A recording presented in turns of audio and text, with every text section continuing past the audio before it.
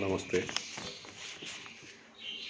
BA part third economics paper second में mathematical economics के अंतर्गत हम दो वस्तुओं के संदर्भ में श्रृटस्की समीकरण की व्युत्पत्ति करेंगे। यदि हमें दिया हुआ है मैक्सिमाइज यूटिलिटी फंक्शन बराबर function of Q1 Q2 subject to आए हुए समीकरण है y बराबर P1 Q1 plus P2 Q2। तो श्रृटस्की समीकरण ज्ञात करने के लिए सबसे पहले हम लैंग्वेज फंक्शन बनाते हैं। z बराबर function of Q1 Q2 plus lambda y minus P1 Q1 minus P2 Q2। इस दिए हुए लैंग्वेज फलन का हम Q1 Q2 और लैम्डा के सापेक्ष आंशिक अवकलन करते हैं। सर्वप्रथम Q1 के सापेक्ष आंशिक अवकलन करने पर फंक्शन ऑफ Q1 और Q2 का हमने जब Q1 के सापेक्ष आंशिक अवकलन किया F1 यानी Q1 वस्तु की सीमांत उपयोगिता माइनस लैम्डा P1 बराबर 0, ये पहली इक्वेशन हुई है। ऐसे ही del Z upon del Q2 के सापेक्ष आंशिक अवकलन यदि हम करें F2 माइनस लैम्डा P2 बराबर 0 और लैम्डा के सापेक्ष आंशिक अवकलन करने पर हमें प्राप्त होता है y minus P1 Q1 minus P2 Q2 बराबर 0। तो हमें तीन समीकरण प्राप्त हो चुके हैं। अब पहले समीकरण में हम दूसरे समीकरण का यदि हम भाग लें तो F1 अपॉन F2 बराबर P1 अपॉन P2 यानी सीमांत उपयोगिताओं का अनुपात F1 अपॉन F2 वस्तु की कीमत अनुपात के बराबर होता है, अर्थात उपभोक्ता संतुलन की प्रथम शर्त हमें प्राप्त होती है। तो श्रृटस्की समीकरण प्राप्त करने के लिए हम समीकरण 1, 2 व 3 का कुल अवकलन करते हैं। कुल अवकलन से तात्पर्य यह है कि दिए हुए फलन को Q1 के सापेक्ष भी अवकलन किया जाएगा, Q2 के सापेक्ष भी उसका अवकलन किया जाएगा। समीकरण 1 का जब हम कुल अवकलन करते हैं F11 प्लस Q2 वस्तु के सापेक्ष किया plus F12 dQ2 minus lambda dP1 minus P1 d lambda यानी गुणा के नियम से पहले लैम्डा को इस का अवकलन P1 को स्थिर रखते हैं प्लस लैम्डा को स्थिर रख के P1 का अवकलन यानी minus P1 d lambda minus lambda dP1 बराबर 0।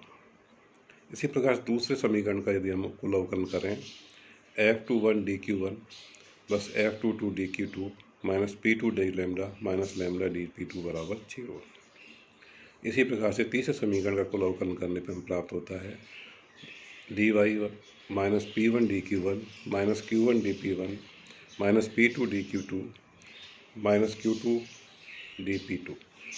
ये तीन समीकरण हमें प्राप्त हो गए 4, 5 और 6। इन सारे समीकरण को हम व्यवस्थित कर देते हैं, रीअरेंज कर लेते हैं, यानी Q1 dQ1 की टर्म एक साथ मतलब एक लाइन में ले लेते हैं, dQ2 की टर्म उनको एक दूसरे के नीचे ले लेते हैं, ऐसी डी लैम्डा की टर्म और बाकी सभी टर्म को हम इक्वल टू के राइट साइड पे ले जाते हैं। तो इनको व्यवस्थित करने पर इन्हीं समीकरणों को चौथे, पाँचवें, छठे को F11 dQ1 plus F12 dQ2 minus P1 d lambda बराबर लैम्डा dP1। ऐसे ही F21 dQ1 plus F22 dQ2 minus P2 d lambda बराबर लैम्डा P2। इसी प्रकार छठे समीकरण को हम रीअरेंज करते हैं minus P1 dQ1 minus P2 dQ2 plus D lambda की टर्म यहाँ नहीं है तो इसलिए 0 d लैम्डा बराबर minus dy plus Q1 dP1 plus Q2 dP2। ये तीनों समीकरण को हम मैट्रिक्स रूप में लिख लेते हैं। F11 F12 minus P1 F21 F22 minus P2 minus P1 minus P2 0। ये बॉर्डियर हंसेन डिटरमिनेंट हमें प्राप्त हो जाता है। दूसरा dQ1 dQ2 d लैम्डा, ये दूसरा मैट्रिक्स है। ये इक्वल टू होंगे lambda dP1 lambda dP2 minus dy plus Q1 dP1 plus Q2 dP2। Cramer के नियम के अनुसार हम dQ1 का मान निकाल लेते हैं। तो dQ1 का मान निकालने के लिए हम dQ1 वाले के जो स्थिरांक हैं F11 F21 माइनस P1 उनकी जगह हम कांस्टेंट ये lambda dP1 lambda dP2 minus dy plus Q dP1 plus Q2 dP2 को रख लेते हैं और बाकी सारणी की टर्म वैसे की वैसे रहेगी। तो डी क्यू वन का मान जो हमें प्राप्त हुआ lambda D P one F12 minus P one, lambda D P two F22 minus P two, minus D one Q one D P one plus Q two D P two minus P two और zero. यानी F11 F21 और minus P one की जगह हमने मान रखे हैं F1 के स्थान पर lambda D P one, F21 के स्थान पर lambda D P two, minus P one के स्थान पर minus D Y plus Q one D P one plus Q two D P two upon border line से डिटरमिनेंट वाला सारणी F11 F12 minus P one, F21 F22 minus P two, minus P one minus P two और zero. ये D Q one का मान हमें प्राप्त होता है। अगर नीचे वाले बॉर्डर लाइन से डिटरमिनेंट को हम डी से डिनोट कर लें, बार बार इतना बड़ा समय सारणी हमको लिखना नहीं पड़ेगा, उसको डी को शॉर्ट में उसको नो में लिख लेते हैं। तो डी बराबर है F11 F12 minus P one, F21 F22 minus P two, minus P one minus P two और जीरो। समीकरण 11 के ऊपर वाले सारणी को हम प्रथम स्तंभ से खोलते हैं। लैम्डा डी पी वन, इसके सामने की पंक्ति को हमने हटा दिया और नीचे की स्तंभ को हमने हटा दिया, तो जो बचता है F22 माइनस पी टू और जीरो, इसको हम D11 से डिनोट कर देते हैं। इसी प्रकार से plus lambda D P two D P two, ये इसको D21 के लिख लेते हैं, plus minus D Y plus Q one D P one plus Q two D P two into D31 upon D. ये डी क्यू वन का जो मान हमें प्राप्त हुआ है, ये मानते हुए कि हम सिर्फ P1 में परिवर्तन होता है, P2 और डी वाई यानी उपभोक्ता क्या है और अन्य वस्तु की कीमत स्थिर रहती है, उसको अपन शून्य के बराबर माने, तो जो हमें समीकरण प्राप्त होता है del Q one upon del P one, यानी P1 में परिवर्तन है, P2 और वाई कांस्टेंट है, बराबर lambda D11 upon D P one upon D P one 1 हो गया इसका मान, DP2 वाले के साथ सेकेंड टर्म में जीरो शून्य हो गई, और ये Q1 D31 अपॉन डी, ये समीकरण हमको प्राप्त हो जाता है। तो सर्च की समीकरण हमें यही बताता है कि del Q1 upon del P1 जो है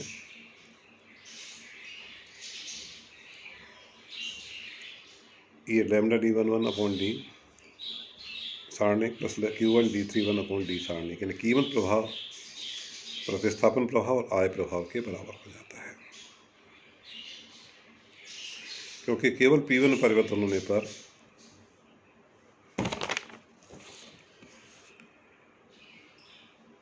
इसको देखने के लिए कि del lambda D11 upon D ये प्रतिस्थापन प्रभाव है और Q1 D31 अपॉन डी ये आय प्रभाव है, तो सबसे पहले हम प्रतिस्थापन प्रभाव को देखते हैं।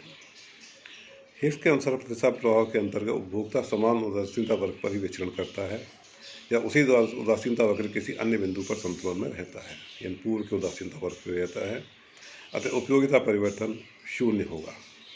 उपयोगिता स्थिर रहती है एक ही उदासीनता वक्र के ऊपर। तो इसको प्राप्त करने के लिए यदि हम प्रारंभ से चलें कि U equal to function of Q1 Q2 है, इसका कुल अवकलन करें, du बराबर F1 DQ1 plus F2 DQ2 बराबर जीरो, जीरो इसलिए रखा कि उपयोगिता में परिवर्तन उसी उदासीनता वक्र पर शून्य है। समीकरण 1 व 2 से हम देख रहे हैं कि F1 बराबर लैम्डा P1 है और F2 बराबर लैम्डा P2 है। यदि इसका मान समीकरण 14 में रख दिया जाए, lambda P1 DQ1 plus lambda P2 DQ2 बराबर जीरो या P1 DQ1 plus P2 DQ2 बराबर जीरो। यह मान तब प्राप्त होता है जब उदासीनता एक उपभोक्ता एक ही उदासीनता वक्र पर रहता है। इस मान को हम समीकरण 9 में रख दें तो हमें प्राप्त होगा कि minus D11 plus Q1 DP1 plus Q2 DP2 बराबर जीरो हो जाएगा। तो DQ1 बराबर lambda DP1 D11 plus lambda DP2 D21 plus minus DY Q1 DP1 Q2 DP2 को समीकरण 9 में जीरो रखने पर 0 इंटू D31 अपॉन डी। तो जो मान प्राप्त होता है DQ1 बराबर lambda DP1 D11 plus lambda DP2 D21 upon D. इसको यदि P1 में मात्र परिवर्तन हो, P2 कीमत यानी दूसरी वस्तु की कीमत और उपभोक्ता की आय वाय स्थिर रहे, तो ऐसी स्थिति में इसका आंशिक अवकलन करने पर समीकरण का del Q1 upon del P1 यदि U बराबर स्थिर है तो ये प्राप्त होता है लैम्डा d11 अपॉन डी, यानी प्रतिस्थापन प्रभाव है। किसी वस्तु की कीमत में कमी होने पर उपभोक्ता का जो कीमत वक्र है दाईं ओर परिवर्तित हो जाता है। लेकिन प्रतिस्थापन प्रभाव देखने के लिए ये कहते हैं कि हमें पुराने वाले उदासीनता वक्र पर जाना पड़ता है और उस उदासीनता वक्र पर किसी उपभोक्ता की उपयोगिता कैसी स्थिर रहती है। उपयोगिता स्थिर प्रतिस्थापन प्रभाव देखने के लिए उपयोगिता को स्थिर रखते हुए हमें प्राप्त होता है समीकरण del Q1 upon del P1 U स्थिर है तो लैम्डा d11 अपॉन डी ये प्रतिस्थापन प्रभाव है। आय प्रभाव यानी केवल y में परिवर्तन हो रहा है, P1 और P2 वस्तु की कीमत में किसी प्रकार का परिवर्तन नहीं है। ऐसा dP1 dP2 बराबर 0 है। तो del Q1 upon del y बराबर P1 और P2 स्थिर हों, यानी y के सापेक्ष का आंशिक अवकलन कर दिया जाए समीकरण का, तो हमें प्राप्त होता है माइनस d31 अपॉन डी। तो आय प्रभाव होगा minus Q1 d31 upon D, ये आय प्रभाव होगा। तो कीमत प्रभाव को हम दो भागों में तोड़ सकते हैं, lambda del Q1 upon del P1 यानी कीमत प्रभाव बराबर लैम्डा d11 अपॉन डी प्रतिस्थापन प्रभाव plus Q1 d31 upon D I प्रभाव। ये इसको इस रूप में भी लिख सकते हैं, del Q1 upon del P1 कीमत प्रभाव बराबर लैम्डा d11 अपॉन डी, ये प्रतिस्थापन प्रभाव है जब उपयोगिता स्थिर रहती है, del Q1 upon del P1 बराबर U स्थिर minus Q1 del d31 upon D के स्थान पर del Q1 upon del y P1 और P2 स्थिर है। यह स्लैश की समीकरण है। इस स्लैश की समीकरण को हम लोच रूप में लिख सकते हैं। तो ये समीकरण 18 प्राप्त होता है। इसके अंदर P1 Q1 का गुणा हम सारे समीकरण में यदि कर दें तो P1 Q1 del Q1 upon del P1 बराबर P1 Q1 del Q1 upon del P1 U स्थिर minus Q1 del Q1 upon del y P1 P2 स्थिर इंटू P1 Q1। यह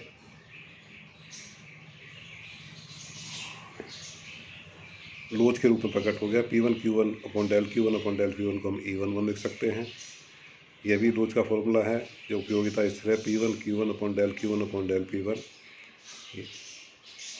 जब इसको eta11 लिख सकते हैं कि minus Q1 upon del y P1 P2 स्थिर हैं इंटू P1 अपॉन Q1। इसके अंदर अपन P1 अपॉन y और अपॉन Q1 का गुणा और ऊपर नीचे कर दें तो हमें जो प्राप्त होता है E11 बराबर eta11 minus P1 Q1 upon y। तो लोच रूप में इसको इस प्रकार से हम लिख सकते हैं। धन्यवाद।